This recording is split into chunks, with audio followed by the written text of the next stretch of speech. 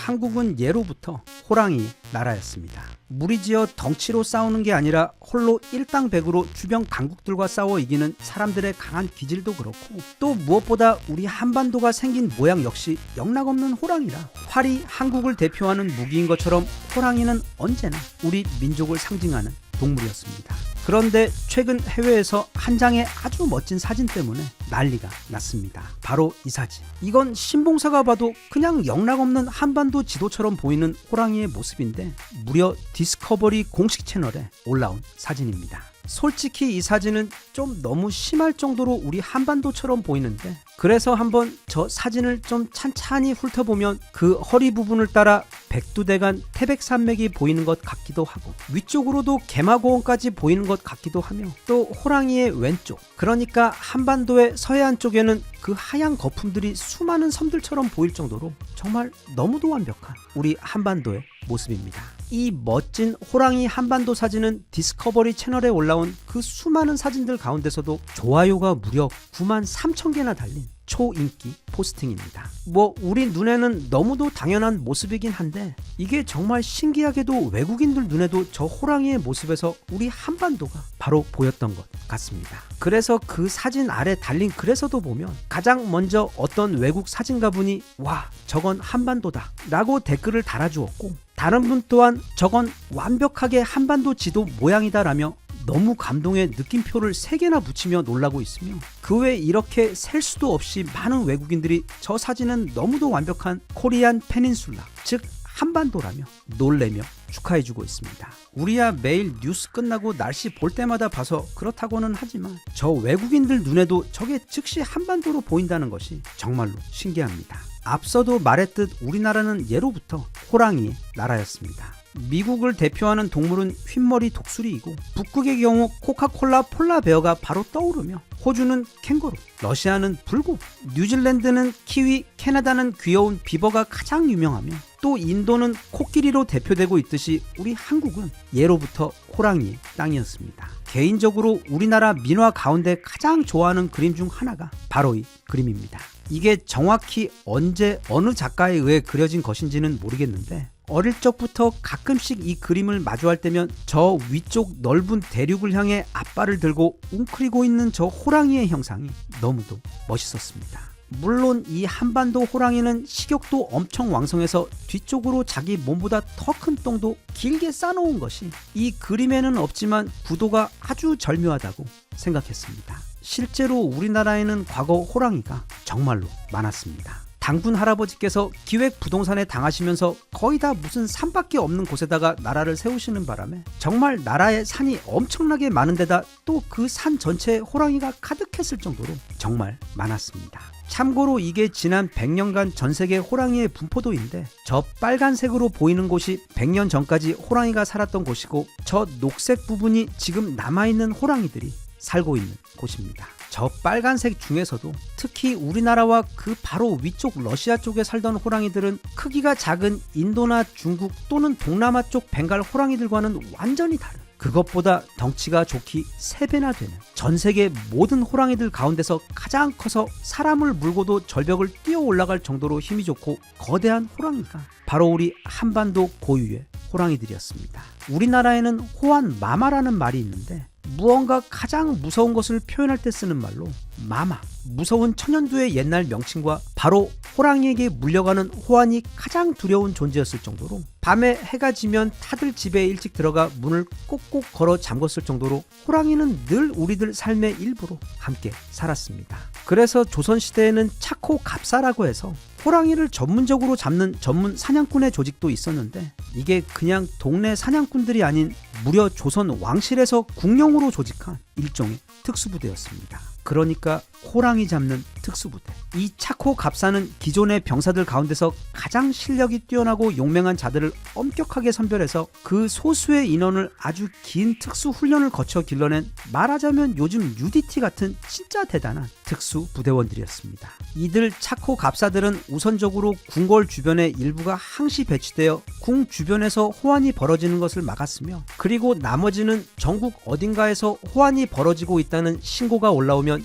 직접 찾아가서 산속에서 호랑이와 싸우며 그곳 주민들의 생명과 재산을 지키는 그런 역할을 했습니다. 그런데 이 차코 갑사들이 진짜 대단한 점이 그 무지막지한 한국 호랑이들과 상대하며 오직 창과 활 그리고 그물만을 사용해 싸웠다는 점입니다. 그래서 싸우다가 죽기도 정말 많이 죽었고 그 대신 이 차코 갑사들은 일반 병사들의 대략 20배가 넘는 봉급을 받고 나라에서 엄청나게 극진하게 대접을 받던 어쩌면 조선시대 최고의 정예 특수부대원들이었습니다. 하지만 일제시대가 시작되자 일본에서 총을 든 엄청난 수의 포수들이 한반도로 몰려와서 불과 채 10년도 되지 않는 기간 동안 지난 5천년간 우리 한반도에서 살아왔던 그 많던 한국 호랑이들을 모두 총으로 사냥해서 죽이고 그 가죽은 전리품으로 전부 일본으로 보내는 바람에 이후 한반도에서는 호랑이가 멸종해 완전히 사라지게 되었습니다. 하지만 그렇게 이제는 이 땅에 호랑이가 단 한 마리도 남지 않게 되었지만 우리 한국인들의 정신 속에는 그 정겹고 영험한 동물인 호랑이에 대한 기억이 아주 깊숙이 박혀 있어 지난 88 올림픽 때에도 그 마스코트가 바로 호랑이 호돌이였고 평창 올림픽 때에도 마스코트는 당연히 호랑이였으며 또 우리 축구 대표팀의 가슴에 새겨진 그 마크 역시 호랑이며 개인적으로 정말 좋아하는 김주혜 작가님의 소설 작은 땅의 야수들의 커버도 너무도 근사한 우리 호랑이 그림으로 장식되는 등 여전히 이 호랑이는 우리 한국인의 정체성을 대표하는 신성한 동물로 우리들 정신 속에 살아있습니다. 무리에 기대지 않고 척박한 환경에서도 홀로 강하게 살아가며 또 너무도 아름다운 데다가 그 어떤 동물과도 비교할 수 없는 괴물 같은 전투력을 보유한 진정한 야수이자 동시에 설명하기 힘든 어떤 영험함을 지닌 신비한 동물. 게다가 정말 너무도 우연스럽게도 우리가 사는 이 땅의 모양과도 너무도 닮은 이 호랑이는 정말 굉장히 많은 면에서 신기하게도 우리 한민족과 많이 닮았습니다. 디스커버리 채널에 올라온 그 멋진 호랑이의 사진만 보고도 단번에 우리 한반도의 모습을 알아보고 10만 개에 달하는 좋아요와 수많은 댓글을 달아준 전세계 팬들께 심심한 감사의 마음을 전하며 우리 역시 그 넘치는 호랑이의 기운을 다시 일으켜서 올해부터는 우리나라도 그리고 우리 개인들도 모두 다시 강하고 힘차게 기운냈으면 좋겠습니다.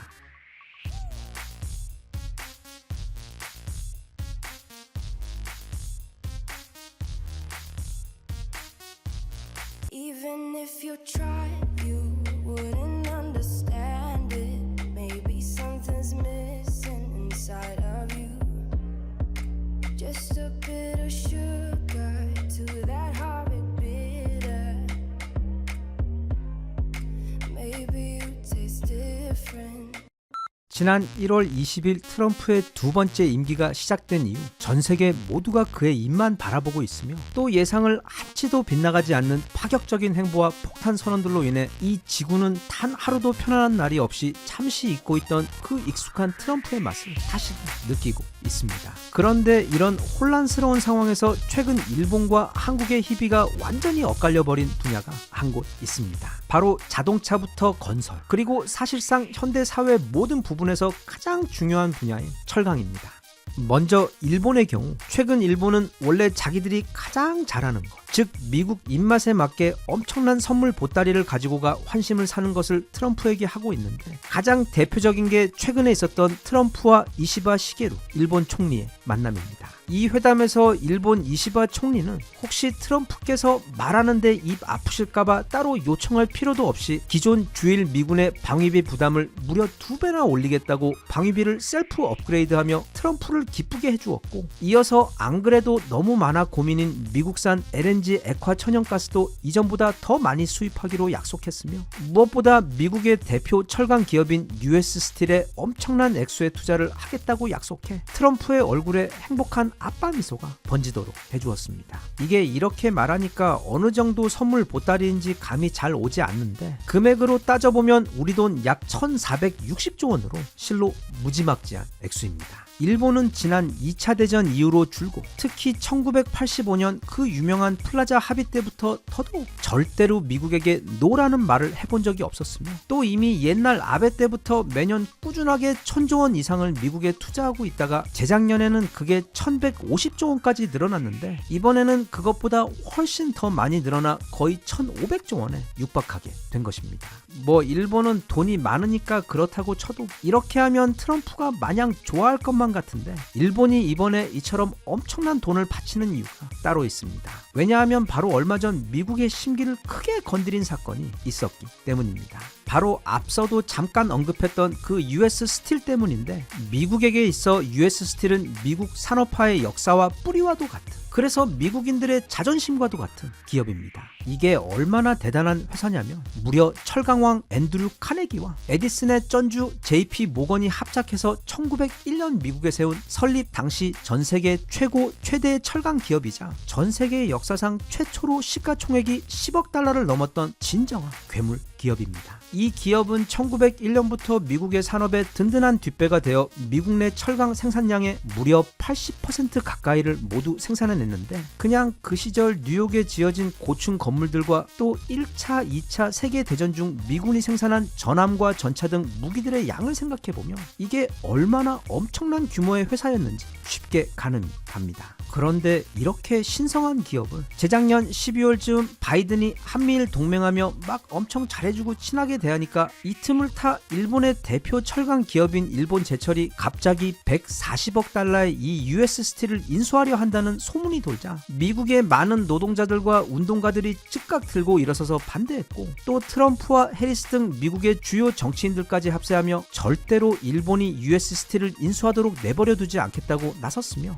US 스틸 또한 만약 매각이 된다면 공장을 폐쇄하겠다고까지 경고를 하며 결국 지난 1월 3일 바이든은 미국 국가 안보 위협을 이유로 일본의 이 인수 요청을 공식 불허했던 당시에는 사실 꽤 시끄러웠던 사건이 있었습니다. 그런데 US 스틸을 가질 수 있을 거라며 한껏 들떠 있었던 일본의 경우 이렇게 불허가 나자 갑자기 머리가 어떻게 되었는지 이 불허 결정이 불법하다며 무려 미국 정부를 고소한 것입니다. 일단 이건 미국에게 절대 그냥 넘어갈 수 없는 도전이었습니다. 안 그래도 일본이 한창 잘 나가던 때 뉴욕의 심장과도 같은 그 록펠러 센터도 미쓰비시가 인수를 해버렸고 또 미국 헐리우드의 자존심이었던 컬럼비아 픽처스 또한 소니에게 인수가 되어버렸으며 거기에 더해 작년 여름에는 소니는 그나마 미국에게 남은 파라마운트까지 인수를 하려다 브레이크가 걸려버리며 지금 홀딩이 되어 있는 상태인데 그 외에도 2013년에는 손정희의 소프트뱅크가 미국의 KT와도 같은 스프린트를 인수한 데 더해 레졸루션 라이프 등 수많은 미국의 보험회사들도 상당 부분 일본에게 넘어가 있는 상태이기 때문에 특히 마가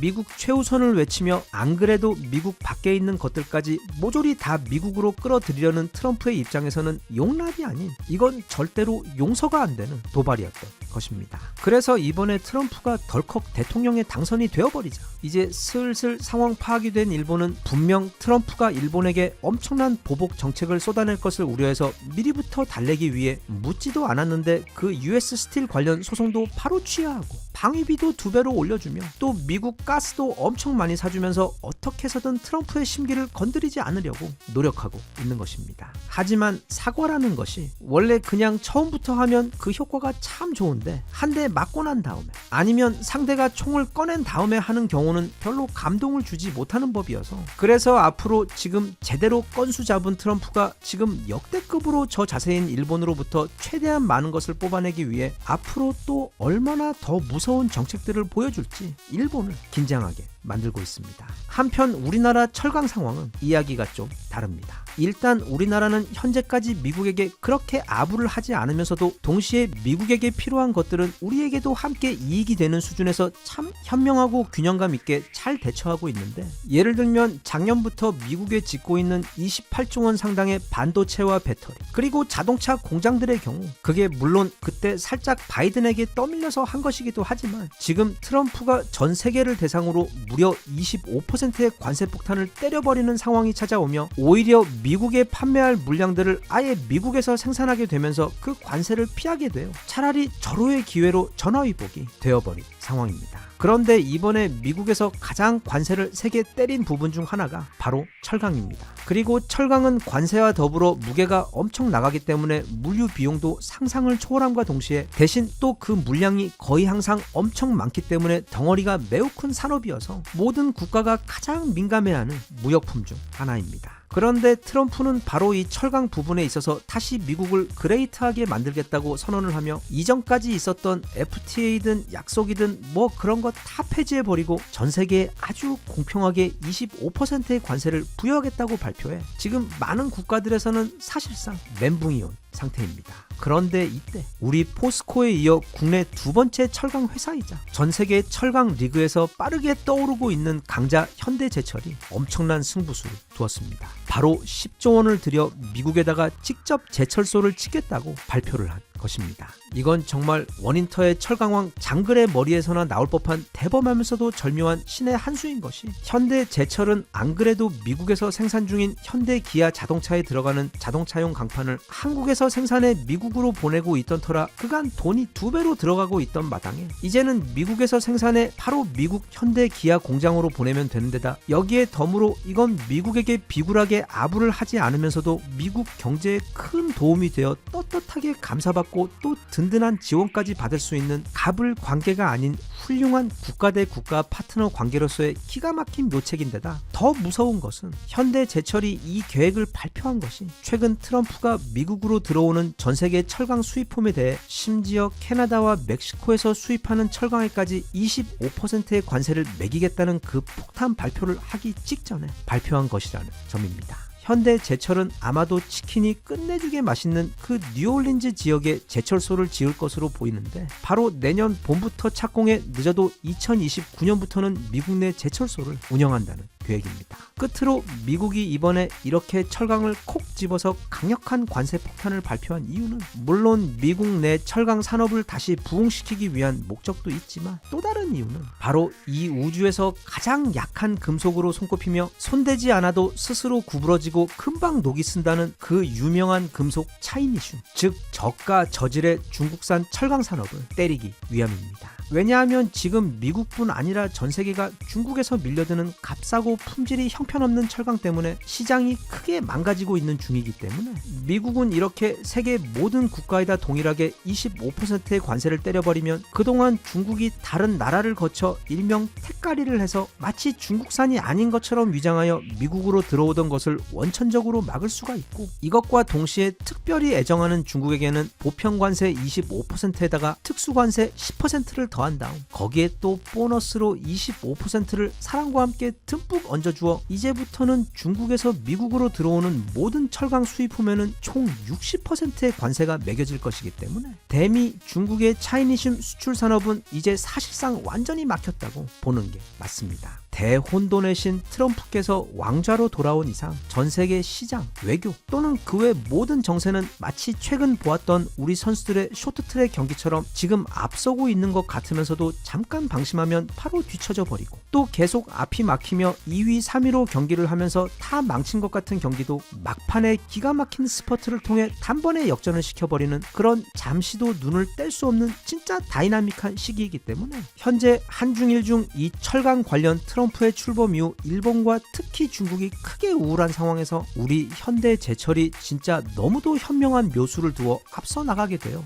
너무 기분이 좋고 앞으로 기대가 됩니다. 끝으로 며칠 전 있었던 그 하얼빈 동계 아시안게임 쇼트트랙에서 새삼 놀라울 것도 없는 엄청난 중국식 텃세와 말도 안 되는 편파 판정에도 불구하고 중국 바로 안방에서 쇼트트랙 최종 성적으로 한국이 금 6개를 따며 금 2개를 딴 중국을 무려 3배 차이로 너무도 가뿐하게 이겨버리며 대승을 거두어서 정말 기쁘고 자랑스럽습니다. 거기다가 심지어 중국이 딴 그 금메달도 우리 한국인이 딴 금메달입니다. 다가오는 한중일 간 철강 그리고 반도체와 첨단 산업 경쟁에서도 이 보기 참 좋은 아름다운 스코어의 모습이 계속해서 이어졌으면 좋겠습니다.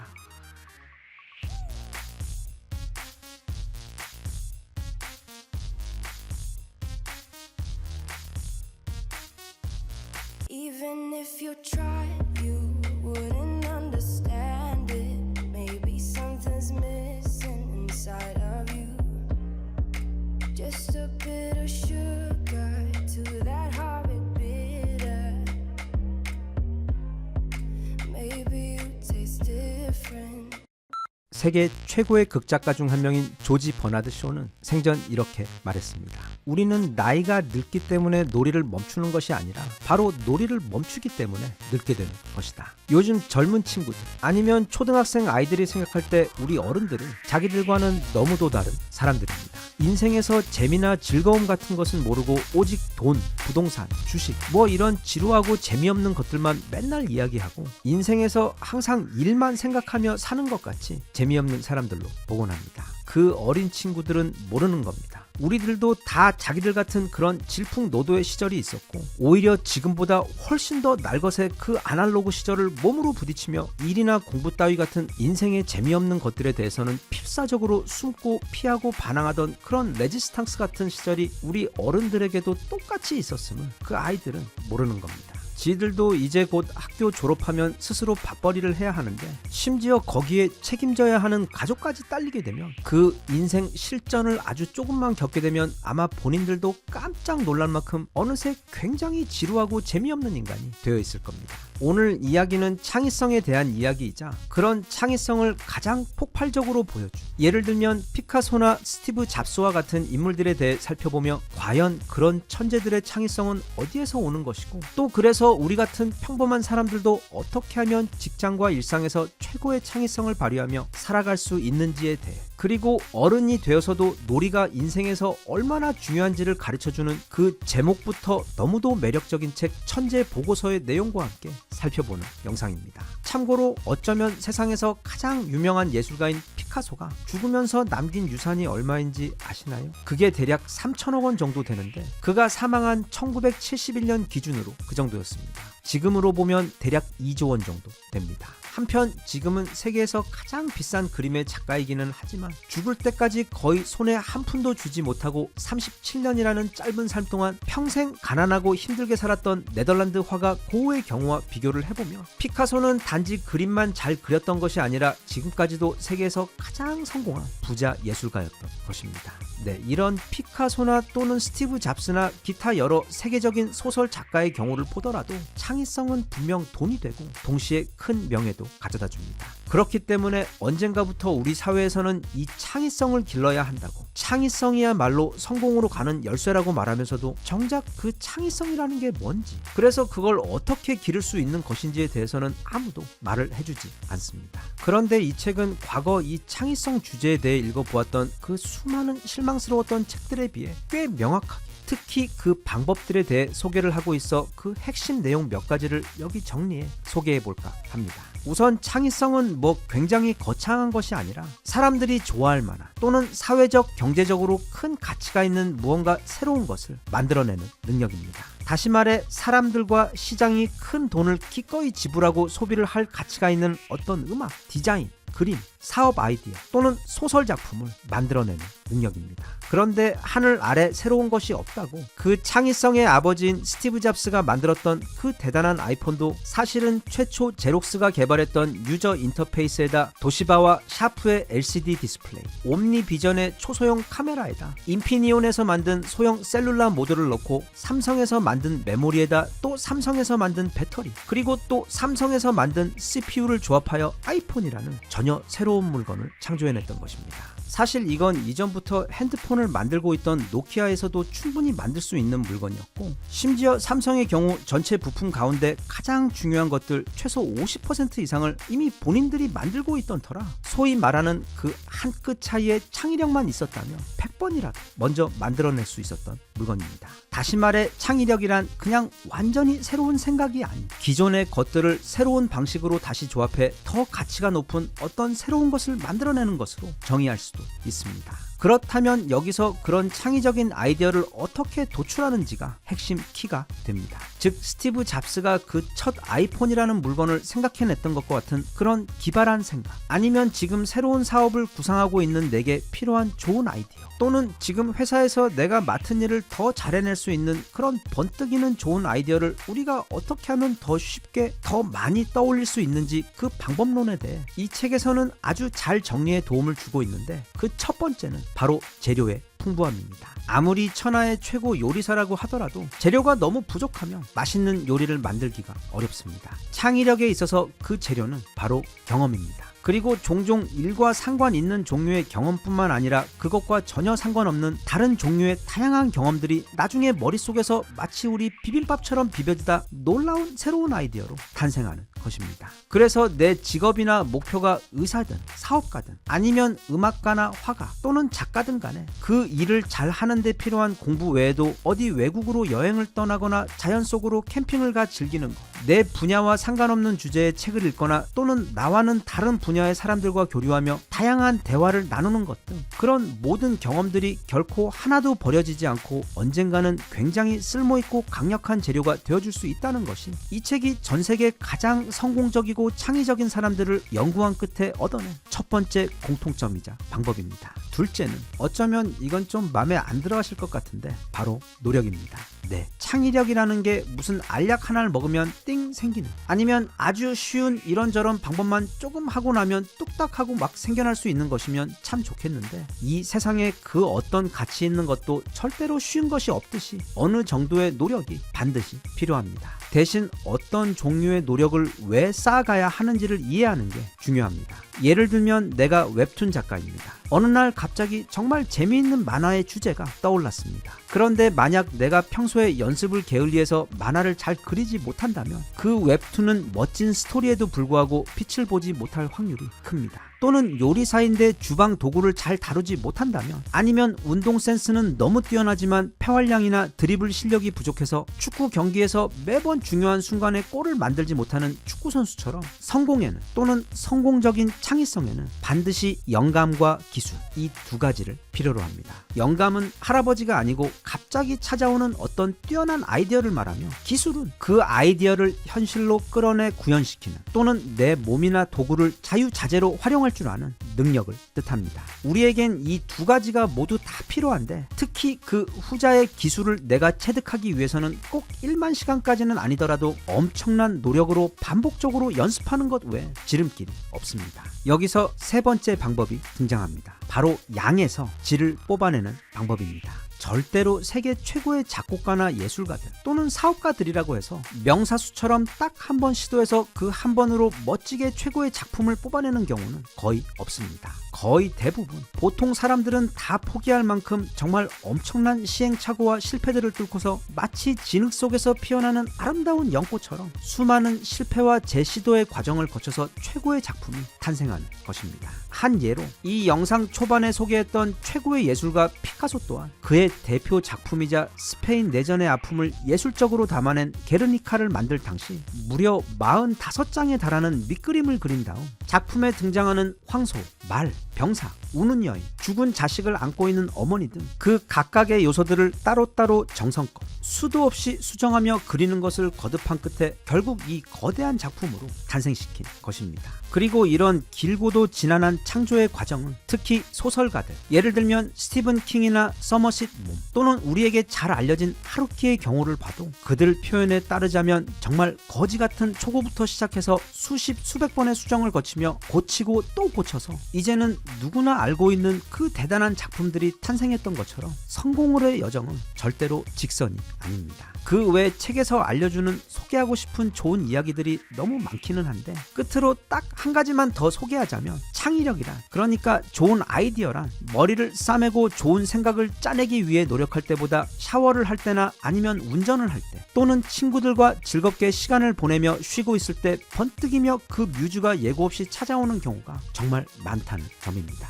그래서 보통 창의력을 개발하려면 요가나 명상을 해보라는 조언을 종종 합니다. 그리고 그건 꽤 도움이 됩니다. 명상이라는 게 정말 쉽게 표현하자면 우리가 몸을 스트레칭할 때처럼 머리와 마음속을 편안하고 자유롭게 해주어 경직된 것을 풀어주어 그 자체로 휴식이 되는 동적 정적 행위인데, 앞서 말했듯 창의력이라는 것은 서로 다른 다양한 경험과 감정 그리고 생각들이 서로 섞이면서 새로운 아이디어로 탄생하는 과정으로, 그렇게 하려면 우리 머릿속에 있는 그 모든 재료들, 그러니까 만약 우리의 머리와 마음이 거대한 아파트라고 한다면 나눈다면 그 각각의 집에 다양한 주제의 생각과 경험들이 경직되어 갇혀 보관되어 있는데, 샤워나 명상을 하며 몸과 정신이 유연하게 풀어지면 그때 모든 문이 열리며 아파트의 모든 주민들이 복도와 앞마당으로 나와 서로 만나 섞이면서 그 만남들에서 전에 없던 새로운 아이디어들이 탄생하는 것입니다. 그런데 그 지루하고 어려워 보이는 명상 말고 그것과 거의 동일한 효과를 내는 것이 있는데, 그게 바로 놀이입니다. 내가 가장 좋아하는 무언가를 하며 자아를 까맣게 잊은 채 완전히 몰입되어 순간을 즐기는 바로 그때에도 우리 머릿속에서는 수많은 새로운 만남들이 태어납니다. 반면 마감 시간에 맞춰서 세상을 바꿀 만큼 또는 내 승진에 필요한 만큼 대단한 아이디어를 반드시 생각해내려고 밤새 고민하며 머리를 짜내는 경우에는 오히려 그 아파트의 문들을 더욱더 단단하게 걸어 잠그게 되어 창의성이 잘 발휘되지 않습니다. 그럴 때에는 차라리 가까운 곳으로 천천히 산책을 다녀오거나 따뜻한 물로 편안하게 샤워를 하거나 아니면 좋아하는 게임을 하는 등 본인 머리에 숨 쉴 틈을 조금 제공해주면 바로 그때 오히려 엄청난 창의력이 발현되며 좋은 아이디어들이 생겨나는 경우가 매우 많습니다. 헨리 포드의 말처럼 휴식은 멈추는 것도 게으른 것도 아닌 다른 방식으로 일을 하는 것입니다. 그리고 책에서 인터뷰한 수많은 천재들을 보면 마크 트웨인처럼 초등학교 5학년까지밖에 나오지 못했거나 아니면 스티브 잡스처럼 아예 대학교 1학기 만에 중퇴를 했거나 또는 무슨 유명한 대학교를 나온 것과 실제 창의성은 거의 아무런 상관관계가 없었습니다. 그런 건 취직을 할 때는 정말 중요한 것이지만 뛰어난 창의력의 필수 조건은 아니었습니다. 그것보다는 오히려 이것저것 많은 실수와 실패를 하며 질풍노도의 유년, 그리고 젊은 시절을 보낸 사람들이 그 풍부한 경험으로 나중에 엄청난 창의력을 발휘하는 경우가 아주 많았기 때문에 학교 공부도 물론 중요하지만 꼭 시간을 내서 자기가 하고 싶은 공부 또는 자기가 정말 좋아하고 즐거워하는 취미 생활을 하면서 그렇게 내 몸과 정신이 주기적으로 휴식하며 여유로워질 수 있도록 해주어서 또 그렇게 찾아온 번뜩이는 좋은 아이디어를 내가 현실로 이루어내는 데 필요한 기술을 내 몸으로 체득하는 데에도 충분한 시간을 투자해서 이 창의력이라는 요술 같은 능력을 지혜롭게 잘 활용해 우리 모두 좀 더 풍요롭고 행복한 삶을 만들 수 있었으면 좋겠습니다.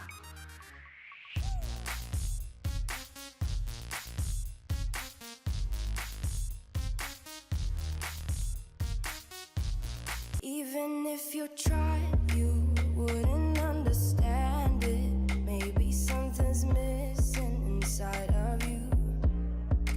Just a bit of sugar to that horrid bitter. Maybe you taste different. 이 헬리콥터라는 무기는 마치 거대한 강철 잠자리처럼 또는 마치 UFO처럼 하늘 위 한 곳에 딱 주차하여 호버링하면서 그 높은 곳에서 아래를 내려다보며 불지옥을 쏟아붓는 그 생긴 것도 또 전투력도 어찌 보면 전장에서 가장 멋있게 생긴 무기이자 특히 지상에 있는 전차나 보병들에게 있어서는 가장 두려운 사신 같은 존재입니다. 긴 활주로도 필요 없이 어디에서든 착륙하고 떠오를 수 있고 또 거의 모든 종류의 다양한 공격 작전 수행은 물론이고 블랙호크 헬기처럼 많은 수의 인원을 지형에 상관없이 신속히 작전에 투입시킬 수 있는 사실상 유일한 형태의 무기이기 때문에 아마 앞으로도 이 헬기는 계속 진화의 진화를 거듭하며 전장의 핵심 무기로 활약을 할 것이 분명합니다. 참고로 제가 정말 좋아하는 영화인 듄에 보면 진짜 멋있는 외계 잠자리처럼 생긴 헬기가 등장하는데 영화 속에서 보여준 그 헬기의 성능과는 별개로 날개를 파르르 떨며 날아다니는 그 헬기의 디자인이 정말로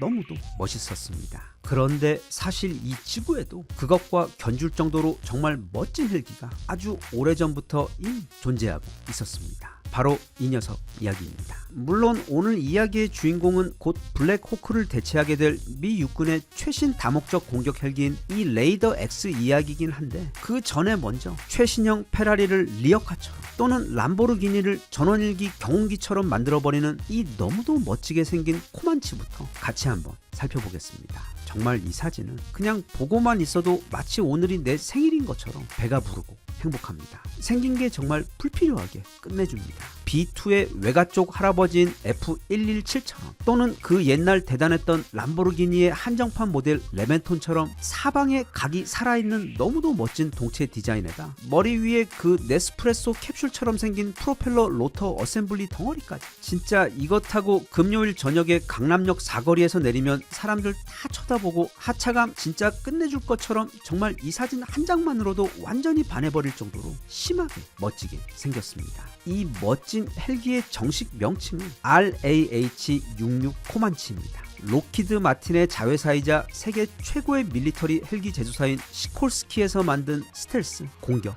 헬기입니다. 그런데 놀랍게도 이 헬기가 처음 비행한 게, 그러니까 이 사진이 촬영된 시점이 무려 30년 전인 1996년입니다. 우리나라에서 그 IMF가 터지기 딱 1년 전이자 한국의 최고 민속놀이인 스타크래프트라는 것이 처음 나와서 그때 매일 PC방에서 정신없이 게임이나 하고 있던 때인데 미국에서는 이런 물건이 하늘을 날아다니고 있었던 것입니다. 이 헬기는 스텔스 기능에다 더해 마치 스포츠 헬기처럼 엄청난 속도까지 낼 수 있었는데 거기다가 또 무려 후진으로 시속 120km의 속도로 날 수 있었고, 워낙 동체 밸런스가 좋아 각종 미사일 등 다양한 공격 무기들까지 운용할 수 있어 1996년 이 헬기가 모든 테스트에 성공하자 미 국방부는 엄청 만족하며 이제 이걸 대량 생산해서 미 육군 여기저기에다 엄청나게 보급을 하려고 하던 차, 갑자기 사업에 브레이크가 걸려버렸습니다. 당시 주적이었던 러시아가 경제력도 또 군사력도 크게 나빠지며 이제는 더 이상 엄청난 수의 전차를 유럽의 넓은 평원에서 운용할 형편이 되지 못하게 되었는데다 바로 몇 년 전 걸프전에서 너무 많은 돈을 써버려서 대당 1000억에 달하는 이 비싼 헬기를 대량 생산하는 것을 미국 의회에서 지적을 하며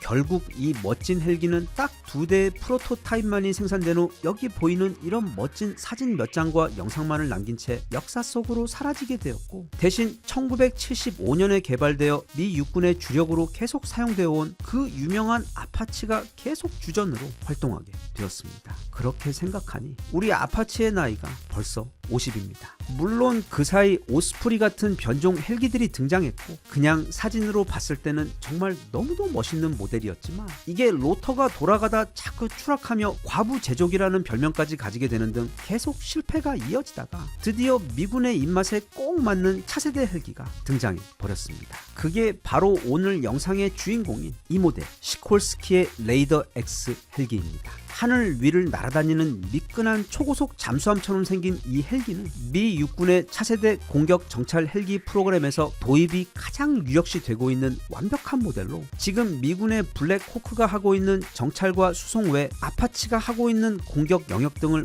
모두 아우르며 수행하게 될 정말 만능의 차세대 공격 헬기입니다. 그 중에서도 레이더 X의 가장 큰 장점은 바로 엄청난 속도입니다. 터빈 엔진을 2개나 달고 있는 아파치의 경우도 시속 269km가 최대 속도인데 이 레이더 X의 경우 위에 프로펠러가 2개나 있고 또 뒤에도 잠수함처럼 대형 프로펠러가 있어 무려 시속 460km로 날아다닙니다. 날아가는 모습만 보면 그냥 극한으로 진화해버린 옛날 그 에어울프처럼 보이기도 합니다. 아무튼 그리고 무엇보다 이게 대형 헬기임에도 그 디자인과 디테일 모두가 정말 너무 멋있습니다. 자꾸 무기 소개하면서 디자인 이야기해서 미안하긴 한데 개인적으로 세상에서 가장 멋있는 물건들 중 최고의 것들이 대부분은 과거와 현재의 무기들이라고 생각합니다. 과거에는 물론 현재까지도 그 비슷한 것조차 존재하지 않는 유일무이한 괴물 발명품 우리 거북선은 말할 것도 없고 고대 스파르타 전사들의 투구나 방패 또한 그러하며 또 중세 기사들의 갑옷들 역시 말하자면 입 아프고 2차 대전 당시 실제로 지금의 명품 브랜드 보스가 디자인했던 그 묘한 카키 컬러의 독일군 군복이나 또는 그들의 다양한 전차들, 그리고 이후 한참 나중에 등장한 초강력 파리잡기 탱크 게파드도 너무 멋있고, 아니면 소련의 그 정말 무지막지한 대가리를 가진, 그리고 알자지라 방송국처럼 주변에 사람 많을 때에는 그 이름을 무척 조심히 발음해야 하는 TOS-1 브랄티노, 이후 미국에서 등장한 그 우아하기 그지없는 죽음의 백조 B1이나 또는 빼박 현실판 UFO 그 잡채인 B2 폭격기, 아니면 트럭 비행기에다 전봇대만한 기관총 달아놓고 지상의 모든 것을 불바다 벌집으로 만들어버리는 초대형 수송기 공격기인 AC-130도 너무 멋있고, 우리 KF-21의 사촌형이자 영원한 슈퍼스타 F-22는 또 말할 것도 없으며, 무엇보다 아파치 같은 헬기들이 그 어떤 슈퍼카들과 비교해보아도 훨씬 더 멋있습니다. 그리고 앞으로 데뷔를 앞두고 있는 미래 무기들, 예를 들면 얼마 전 소개했던 미군의 6세대 슈퍼 전투기들이나, 아니면 얼마 전 이미 데뷔를 해버린 B2의 아들 B-21 레이더 폭격기, 그리고 그냥 석고를 쓱쓱 썰어놓은 것 같은 미 해군의 줌 왈트 차세대 구축함 모양, 이 모든 무기들이 전부 다 무슨 슈퍼모델 보는 것처럼 그냥 심심할 때 그 사진들만 보고 있어도 시간 가는 줄 모르고 행복할 정도로 다들 정말 너무 멋있습니다. 그런데 오늘은 차세대 헬기 이야기를 하고 있기 때문에 가장 앞에서 보았던 그 RAH-66 코만치만큼이나 멋있는 헬기를 한 대 더 소개해볼까 합니다. 바로 이 모델입니다. 벨사에서 제작한 360 인빅터스라는 모델입니다. 인빅터스는 라틴어로 무적이라는 뜻입니다. 진짜 이름까지 멋있습니다. 미 육군 차세대 헬기 사업에서 앞서 본 레이더 X와 경쟁하던 모델인데, 덩치가 콤팩트해서 수송보다는 지금의 아파치의 돌격 역할을 대신할 용도로 개발된 모델입니다. 그런데 성능이야 뭐 최신형이니까 당연히 엄청 빠르고, 또 무장도 많으며 방호력도 정말 대단하겠지만, 이 인빅터스 또한 무엇보다 너무 멋있게 생겼습니다. 전쟁에서 적들이 이거 날라오는 거 발견하면 핸드폰으로 사진 찍다 도망도 못 가고 다 죽을 정도로 너무도 멋있게 생겼는데, 정말 안타깝게도 이 인빅터스가 대량 생산되어 또는 실전에 투입되어 날아다니는 모습은 볼 일이 없을 것 같습니다. 왜냐하면 영상 처음부터 말하면 너무 실망할까봐 이야기를 안 했는데, 앞서 본 레이더 X도, 그리고 그 강력한 경쟁자였던 이 인빅터스도 그 도입 사업이었던 미 육군 차세대 헬기 사업 FARA가 작년 여름 정말 갑자기 취소가 되어버리면서 둘 다 사업이 폐기되어 버렸습니다. 레이더 X의 경우 현재 이미 98%까지 개발이 완료되었고, 인빅터스 또한 95%까지 개발이 다 마쳤는데도 그 두 모델 다 앞에서 본 그 코만치의 경우처럼 실제 생산으로는 이어지지 않게 되었기 때문입니다. 진짜 이 헬기 쪽도 미인 방명입니다. 그럼 이미 거의 다 개발이 끝났으니까 시콜스키나 벨 모두 다른 나라 군에게 이걸 팔면 되지 않냐 생각할 수도 있는데, 이 세상에 미국 말고 이렇게 비싼 무기를 생산하고 또 운용할 수 있는 나라는 없기 때문에 이 비운의 멋진 헬기들은 아마 앞으로 영원히 하늘을 날지 못할 것입니다. 그런데 미군이 그동안 엄청나게 공을 들여 개발한 이 프로젝트에서 갑자기 그렇게 방향을 튼 이유는, 그러니까 작년 기준 지난 2년간 우크라이나에서 벌어지는 새로운 전쟁 형태를 보니까 전차나 장갑차 또는 이런 헬기와 같은 전통적인 방식의 무기들보다 소형 공격 드론을 활용한 전쟁법에 집중하는 게 훨씬 더 효과적이고 효율적이라는 결론에 도달했기 때문입니다. 사실 맞는 소리긴 합니다. 저 헬기들 한 대당 못해도 500억 원에서 1000억 원 정도 할 건데, 저기 하늘에다 100만 원짜리 소형 드론 100대 뿌려서 공격을 해버리면 속수무책 당할 수밖에 없는 게 요즘 전장의 상황이기 때문에, 아마 앞으로는 드론과 인공지능을 사용한 점점 더 작아지고 생산비도 점점 더 저렴해진 그런 스마트하고 강력한 무기들 위주로 앞으로 등장하게 될 차세대 무기들이 구성될 것으로 보입니다. 아무튼 비록 실제로 생산되거나 또는 전장에 투입되지는 않더라도 이런 멋진 무기들이 개발되어 이렇게 사진과 영상으로나마 존재해 주어 보는 동안 행복하고 감사하게 생각합니다. 우리나라는 아직 이 드론 쪽으로는 좀 조용한 것 같은데, 하지만 항상 이런 쪽에서 가장 현명하게 누구보다 한 발 앞서 특히 아무도 모르게 뒤에서 조용히 개발을 다 해놓은 다음에 마치 여친에게 깜짝 선물을 공개하듯 어느 날 갑자기 이제부터 개발을 시작할 것이다 라고 거짓말을 하며 공개를 하는 습관이 있기 때문에, 아마 지금쯤 한화나 현대 또는 카이 연구소 어느 곳에서 곧 전 세계를 깜짝 놀래킬 엄청난 드론 무기가 이미 비밀리에 개발되고 있지 않을까 혼자 믿고 있고, 또 실제로도 꼭 그랬으면 좋겠습니다.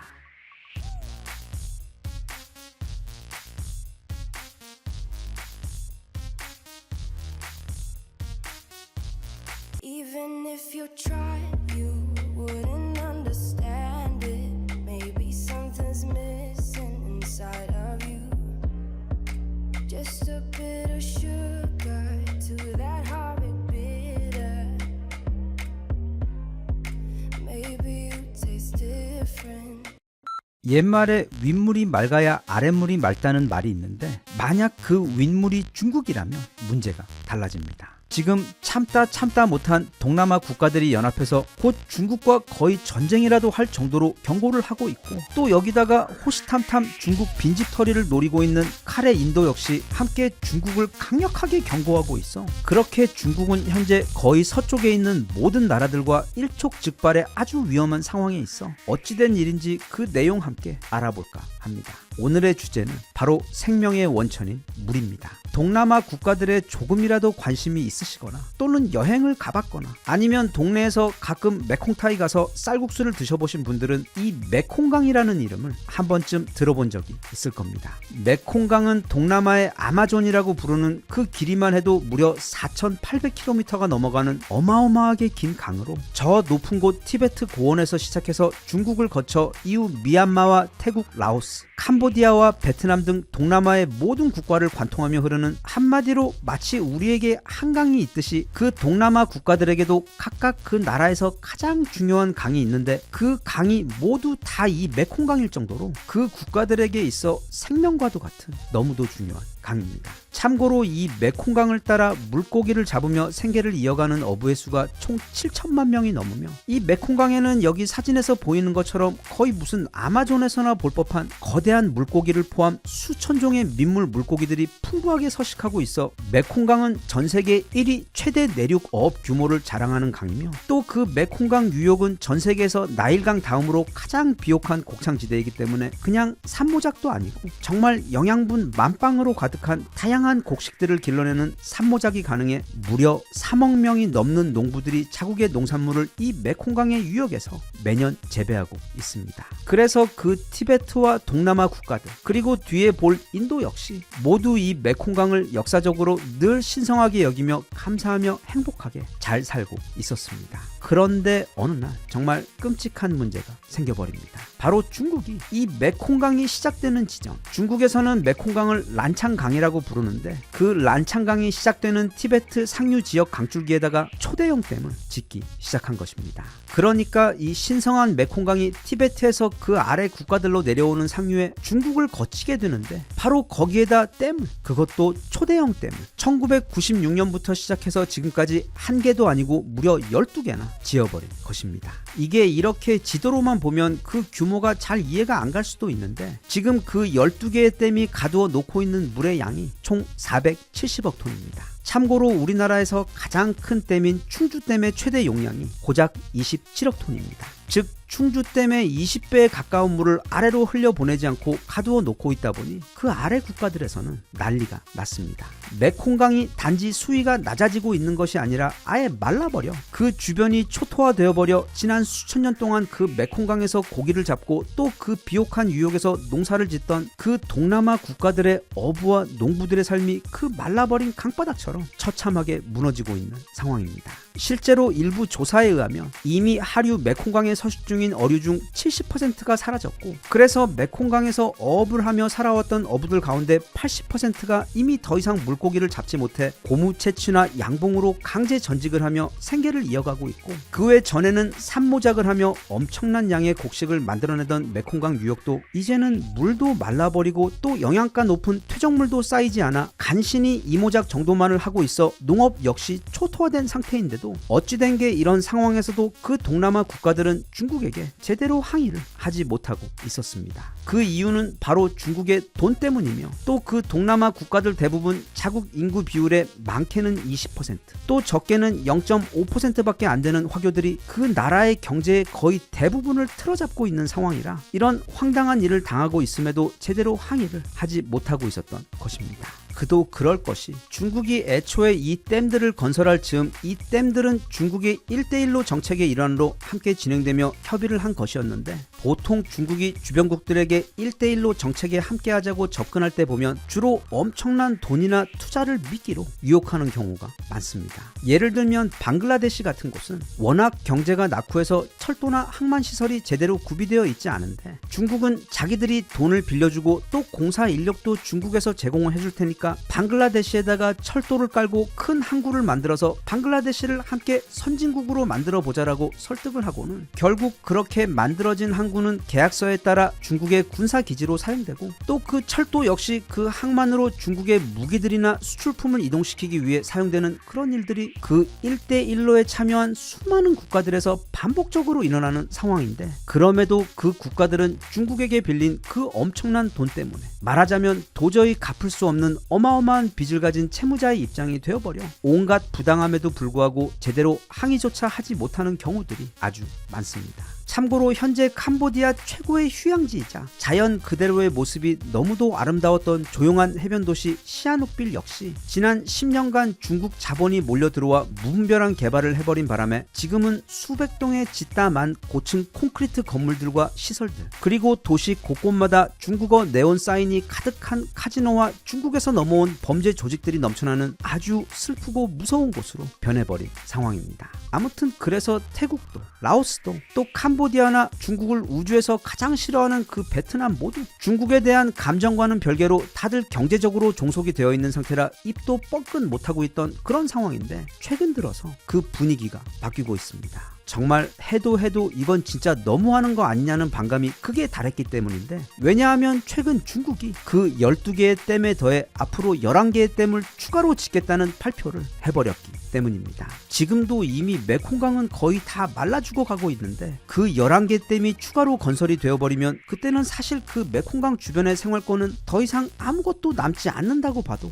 무방하기 때문입니다. 그런데 여기서 갑자기 이 동남아 국가들과 목소리를 같이 하는 엄청나게 강력한 지원군이 등장해 버렸습니다. 바로 카레, 인도입니다. 인도 역시 중국 싫어하는 것에 있어서는 전 세계 최고인 베트남에 결코 뒤지지 않을 정도로 정말 싫어하고, 또 최근에는 인구수도 중국을 앞질러 버려서 기세가 등등하던 차에 그만 중국이 아래 동남아 국가들에게 하던 짓을 인도에게도 똑같이 하려고 하자 빡친 인도가 아주 강력하게 경고를 하고 나선 것입니다. 앞서 이 메콩강 또는 란창강의 시작이 티베트라고 했습니다. 거기서 시작한 물줄기가 아래로는 동남아로 흘러가기도 하지만 또 옆으로 인도로 흘러가기도 하는데, 중국이 인도로 흘러가는 그 강 바로 상류의 초대형 댐, 그러니까 지금 중국의 가장 큰 댐인 산샤댐의 무려 3배에 달하는 말도 안 되는 크기의 댐을 짓겠다고 발표를 해버렸기 때문입니다. 중국은 앞으로 무려 200조 원을 들여서 전 세계에서 가장 큰 댐을 그 상류에다 짓겠다는 것입니다.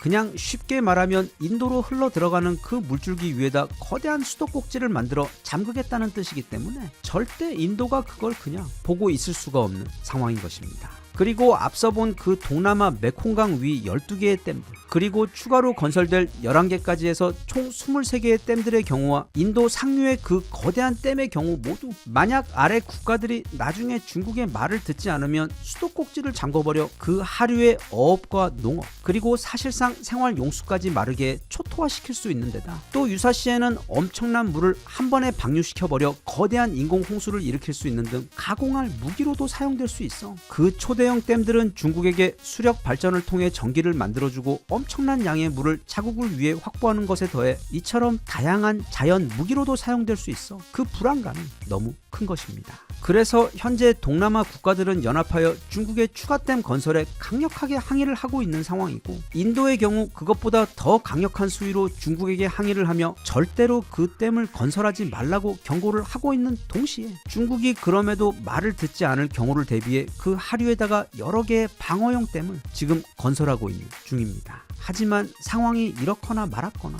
중국은 이미 그 11개의 추가 댐 건설 사업을 시작한 상황이고, 또 인도 상류에 짓게 되는 그 초대형 댐 역시 얼마 전 사업 심의가 중국 정부에서 통과되어 곧 삽을 뜨게 될 상황이라 앞으로 이 메콩강을 두고 벌어지는 중국과 그에 맞서는 인도와 동남아 국가들 연합의 싸움이 어떻게 결말이 날지 세계의 많은 눈이 주시하고 지금 지켜보고 있는 중입니다. 지금까지 그게 동남아든 방글라데시든 아니면 인도든 또는 저 멀리 유럽의 이탈리아든 그동안 중국이 자기들의 그 이상한 1대1로 정책을 수출하며 그 국가들과 맺었던 수많은 계약들 가운데서 사실상 단 한 곳도 해당 국가에게 이익이 생긴 경우가 없습니다. 그 모든 사업의 경우 항상 유일한 수혜자는 중국뿐. 협력한 국가들은 나중에 땅을 치며 후회를 하면서도 계약과 함께 덥석 받아버린 그 막중한 빚 때문에 이러지도 저러지도 못하는 상황에서 후회하고 괴로워하고 있는 경우가 거의 대부분입니다. 세상에 공짜 치즈는 절대 없고, 만약 그 치즈가 중국에서 주는 1대1로 치즈인 경우에는 더더욱 그렇습니다.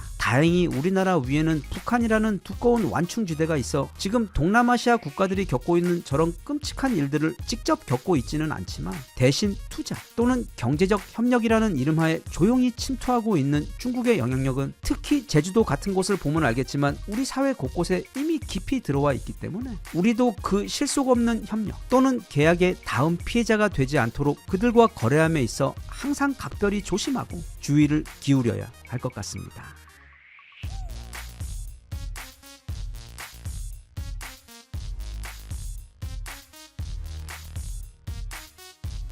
Even if you tried, you wouldn't understand it. Maybe something's missing inside of you.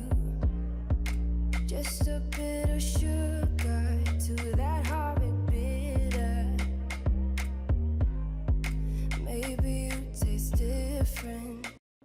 리질리언스, 세계 최고 학자들이 꼽은 우리 인간에게 필요한 가장 강력한 능력 중 하나입니다. 한국말로는 회복력 정도로 해석이 됩니다. 이 세상은 그리고 우리 삶은 언제나 예기치 못한 고난과 실패 그리고 절망투성이기 때문에 이 회복력이 없으면 제 아무리 머리가 좋고 또 창의력이 뛰어난 사람이라도 성공은커녕 온전히 생존하기도 힘이 듭니다. 인생이란 넘어짐과 다시 일어섬의 연속이기 때문입니다. 그런데 전 세계 역사에서 그런 회복력을 가장 극한의 경지로 발휘하는 그것도 연속으로 믿기 힘든 수준으로 증명해내는 사람들이 있는데 그게 바로 우리들입니다. 이건 저 또한 개인적으로 그렇게 생각하고 있긴 하지만 제 이야기가 아니라 아직까지도 세계 최고의 석학으로 추앙받고 있는 대학자 엘빈 토플러의 분석입니다. 이분은 제가 학생 때부터도 워낙 좋아한 분이라 제 채널 초기 때부터 이미 너무도 많이 소개를 해왔기 때문에 구독자분들은 다들 잘 알고 계시는 분일 텐데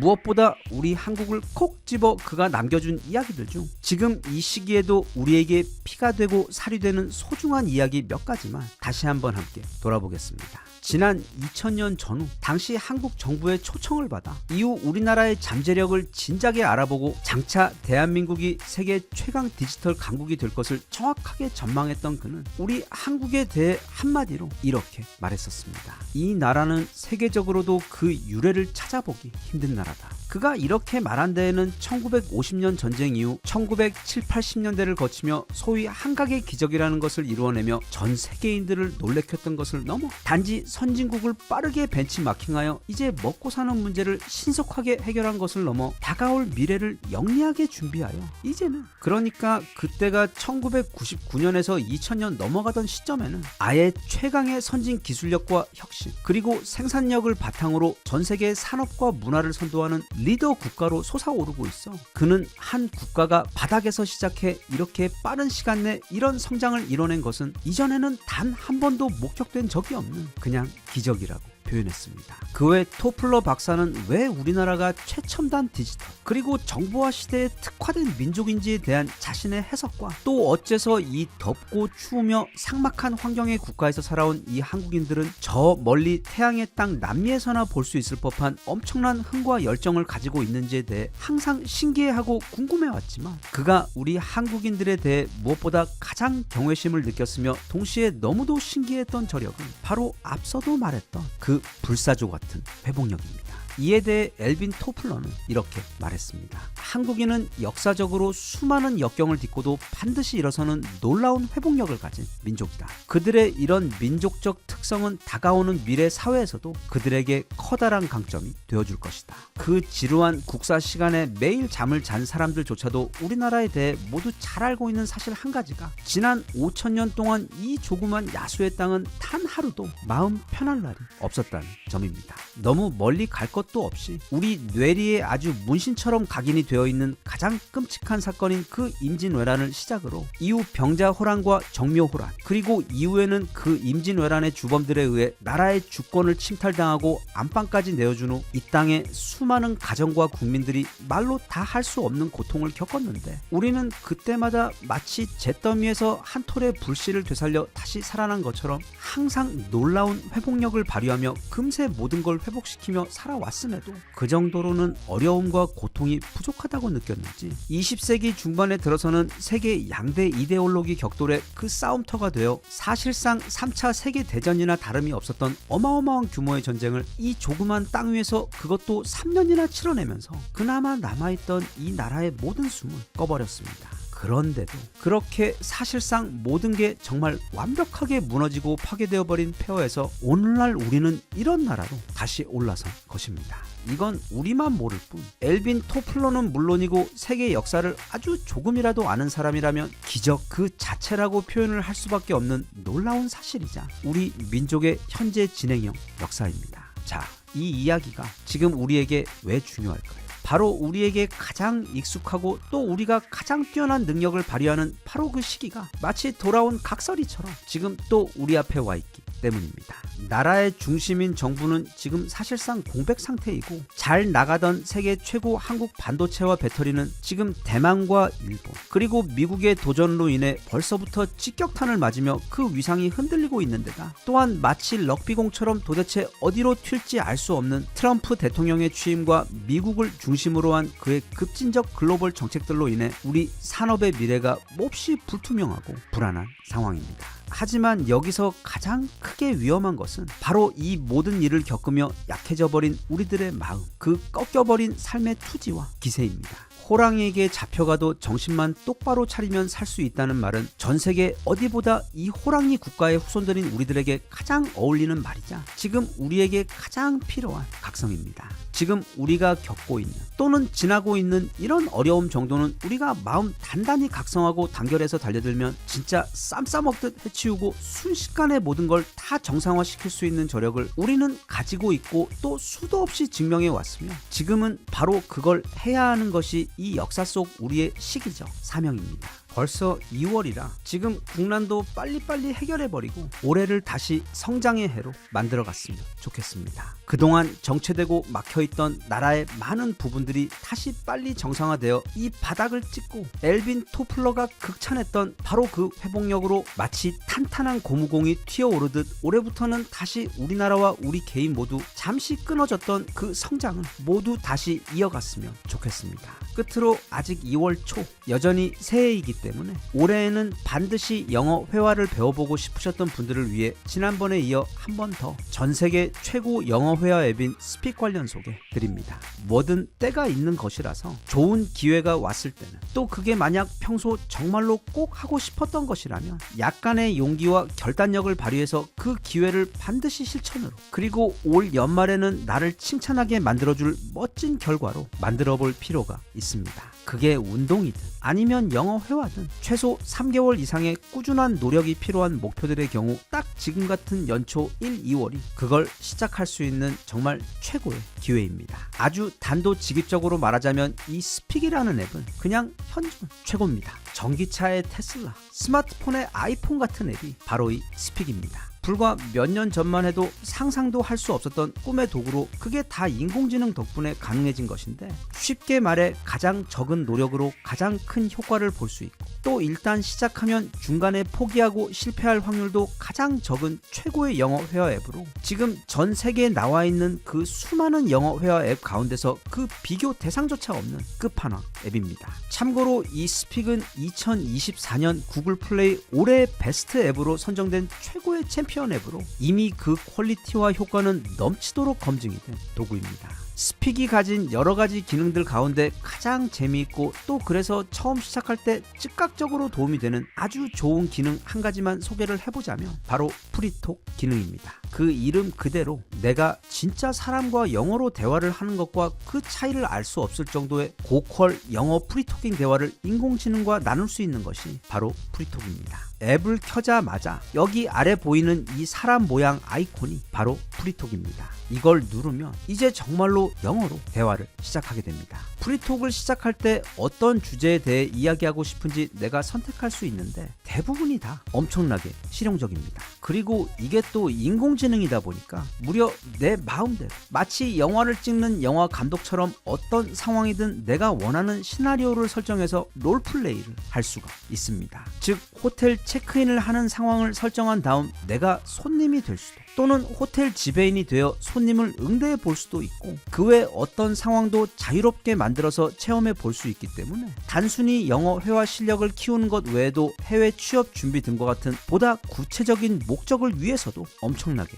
유용합니다. 그리고 이 프리톡에서 나눈 대화들은 언제든지 다시 듣기 같은 기능은 당연하고, 내가 한 말에 대해 피드백을 해주는데 그게 심지어 실시간 지원입니다. 즉 내 바로 옆에서 실제 외국인 영어 선생님이 있어서 내 대화를 들으며 이런저런 피드백을 해주는 것처럼 정말 예전이라면 상상도 하지 못할 수준의 갖가지 도움을 스픽의 이 프리톡 수업에서는 누릴 수가 있습니다. 백문이 불여일견이라고 이렇게 말이나 영상으로 100번 설명하는 것보다 지금 아래 고정 댓글에 있는 링크로 들어가 직접 딱 5분만 해보시면 이게 진짜 얼마나 놀랍고 대단한 영어 회화 앱인지 바로 감이 오실 겁니다. 그리고 정말로 그동안 영어 회화를 제대로 해보고 싶으셔서 좋은 방법을 찾고 계셨던 분이시라면 아마 마치 커다란 보물을 찾은 것처럼 행복하실 겁니다. 올 한 해 크게는 우리나라 상황도 빨리 정리가 되어 다시금 예전처럼 강하게 솟아오르기를 기대하며, 또 우리 개인들 역시 그게 영어든 운동이든 아니면 자기 개발이든 내 인생에 도움이 되어줄 좋은 목표를 세운 다음 지금 이 연초부터 잘 시작해서 올 한 해 동안 꾸준하고 차근차근 이뤄갔으면 좋겠습니다.